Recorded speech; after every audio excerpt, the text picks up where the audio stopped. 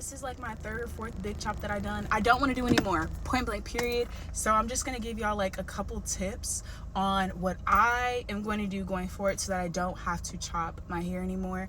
For reference, I am 20 right now. My first big chop that I ever did was when I was like 14 or 15 in 2019.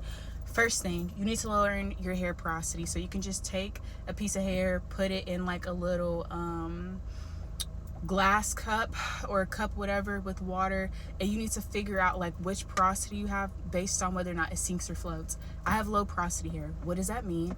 Water does not like to get inside of my cuticles. It's very hard. So like if I go swimming or something, I could dunk my hair in water multiple times. You're literally going to see the beads of water from my hair. If you're the opposite and water easily gets in but moisture quickly releases like just as quickly, you have high porosity hair. If you have neither, that just means you're in the middle. Great. So once you find out your hair porosity, you need to use products based on that. Did you hear what I said? Not products based on your favorite hair influencer, because mind you, they're getting paid every month to try out all these new products. Just like you have to have a routine in the gym, you got to have a routine with your hair. Stop introducing her to new people. You would not introduce new random strangers into your house every day. That's not safe. Don't do the same with your hair. Your hair is not an experiment. Stop doing that.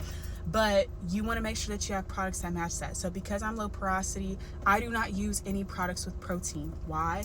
Because too much protein for my hair porosity will cause it to become brittle and hard. And why will it be brittle and hard? Because low porosity hair already struggles with getting water in. So if it can barely take water, why would I then put in a heavy cream, a heavy oil, heavy gels, and just different things like that? You want to take your time with her. So for like my shampoo, I use the Rose Hydrating one by TJIN. Conditioner is the Raw Shea Moisture one.